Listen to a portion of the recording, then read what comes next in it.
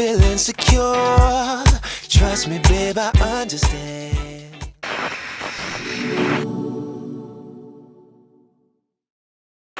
What's up, everybody? I'm Sean J, and we are here for the very first episode of Hashtag How Sean Sees It. Yes, you have to say the hashtag every time.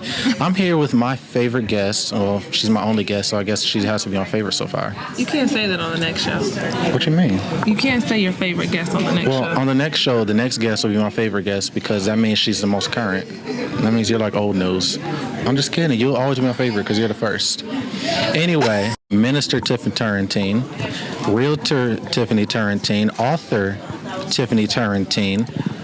What else do you do? Public Speaker Tiffanie Turrentine, Women's Empowerment Speaker Tiffanie Turrentine, Fashion Designer Tiffanie Turrentine. No. So that wasn't your design? No, I was just there to encourage them. That was the women. The I Am Encouraged shirts? Yeah, but that's like T-shirts. It's not really like fashion. Girl, don't downplay your gift. Okay. Fashion designer Tiffanie Turrentine. I'll take it. You came up with the logo, right? I did. Okay, so you're a fashion designer. All right, so today we're going to talk about, is waiting till marriage worth it in today's society? So basically, Breaking the Soul Tie is the launch of my new ministry, which is Seeds Ministry. And the focus of Seeds Ministry is really just singleness, celibacy, and the word. Nowadays, people are just doing any and everything with no substance. And so they're still suffering the consequences, but they're acting as if those consequences aren't really, ruining their lives. And so the ministry is really what God showed me was I'll be planting the seeds. I'll be encouraging them. I'll be talking to them about being successfully single, celibate, how being a virgin is not, this anti or weird type of thing. And then also the word, the Bible, we cannot steer away from that. Like we can't steer away from that. But although I'll be planting the seeds along the journey, you still have to steward your relationships. You still have to be obedient to Him, and along that, God will give the growth. So just because you're listening to a motivational speaker, just because you're in church, just because you're listening to the word, that's not enough. You still have to apply those things, and then God will give the growth. Many of us have soul ties that we don't even know that we have, because most people think soul ties only came through sex, which is not true. Because I know for me, yes, I was sexually active, but my soul tie wasn't the sex. My soul tie wasn't even the guy. My soul tie was that I was tied to cycles because of my insecurity. I was tied to cycles because I just was running from God and I wasn't facing truth. What would you say to somebody who has a soul tie, but the person their soul is tied to is not the person that they're with, like an ex or something? This is a thing that was actually revealed to me in the middle of a radio interview. If you think about tying anything, like I want you to visualize tying your shoe. Okay. You cannot tie your shoe with one hand. Think about it. Try to tie your shoe with one hand in your mind. Is it happening? No. It's impossible. You need two, right? But try to untie your shoe with one hand. You can do that. It's possible. So just because that person is not present, just because you're not with them anymore, they could have moved across the country. They could be dead now. Your breaking of the soul tie does not require anybody's participation but your own. You have to want to be done with that thing. You have to want to be done with that person, and you can really break that soul tie without you actually being with them, without you getting any closure. Like, again, things are tied together with two, but you can untie anything with one. It's really a matter of, do you really want to? Like, are you still stalking their page? Are you keeping pictures? Are you keeping text messages? Are you you know what I'm saying? So seriously, like, it's really a matter of, do you really want to do it? Because you can do it alone. You don't need them present for that soul tie to be broken. I remember a situation I was in. My soul was tied to a young lady, and the thing was, she went and got on with somebody else, and I was jealous because I visualized her doing what she did with me, with him, and I got jealous. And this whole time I was with somebody. I'm in a whole nother relationship, still worried about what she's doing with her boyfriend. I'm stalking her page. I'm texting her every now and then, and it was not healthy at all. It wasn't. And it took me, I want to say, years to finally leave that alone and stop stalking her and worrying about what she's doing. Mm-hmm. And the truth of the matter is the timing is more so in your mind. It's not in the space between when we broke up to when I'm actually healed or when I'm actually over. It's more so in your mind. Had you spent the time that you were texting her or the time that you were looking on her page, had you spent that time actually being healed, actually, talking to God, actually focusing on purpose, that, soul would have been untied. Because what we need to do is we need to specify what a soul tie is.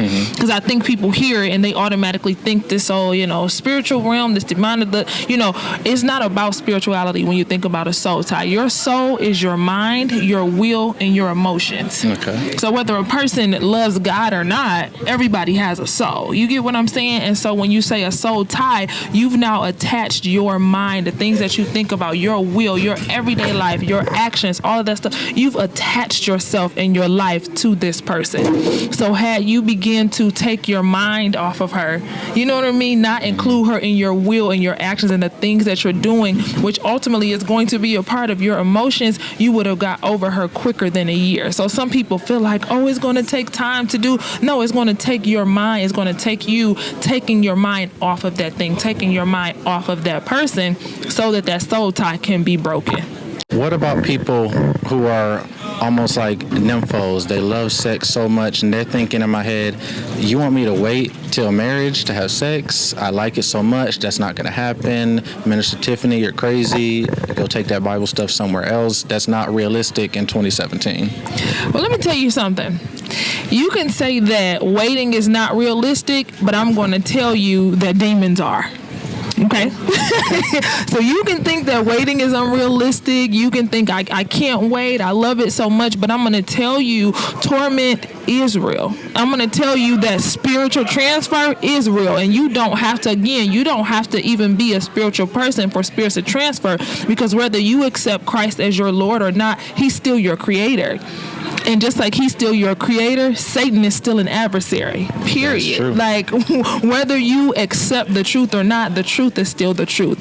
And so if you feel like you don't want to wait because you love sex too much, I need you to ask yourself, well, can I handle the torment? Can I handle the memories? If you do desire marriage eventually, can I handle the baggage that I'm going to end up bringing into my marriage because I feel like I couldn't wait? So I believe you can wait, but you can only wait when you come to grips with the honesty. Why am I waiting? You know what I mean? Because I tell people all the time, it's not just this, wait so you don't go to hell. Wait. It's not that. It's a matter of wait because you have purpose. You have reasoning. And again, you don't want to deal with some of the torment, some of the attachments that come. I don't know if you saw really quick the picture that I posted a little while ago. And it was a woman, she was naked and she was in a bed and there was chains on her arms and she was like linked to the bed. And there was all these like demons and it was, penises out. And people were like, oh my God, that's so graphic. And I said, but what people don't understand is that was my truth and that was some other people's truth. I remember being in the bed by myself but feeling hands all over me because I was attached to that stuff because I felt like I couldn't stop having sex. You know what I mean? Yeah. And so it's like, if you're saying it's unrealistic, what I need you to look at is what is realistic. So it's very realistic. It's very possible, but you have to set your mind to say, I want better. I don't want that struggle in the end. So waiting until marriage not only protects you from sexually transmitted diseases, it protects you from spiritually transmitted diseases. Ooh, you see that? Absolutely. I'm preaching too. You preaching. I'm preaching. That was deep. That was good. That was deep. I had to lighten the mood a little bit. I got chills a little bit. So, because I did see that picture and it kind of made me think like, but it's real. It is real. Like, why do we act like that when we're confronted with our truth? That was my truth. Because we don't want to accept it. Exactly. We don't want to accept it at all. And I know it's hard for people who they've been having sex, they've been sexually active, and then they stop, or especially guys, we get with a girl, she says, I want to wait till marriage. In our heads, just crickets.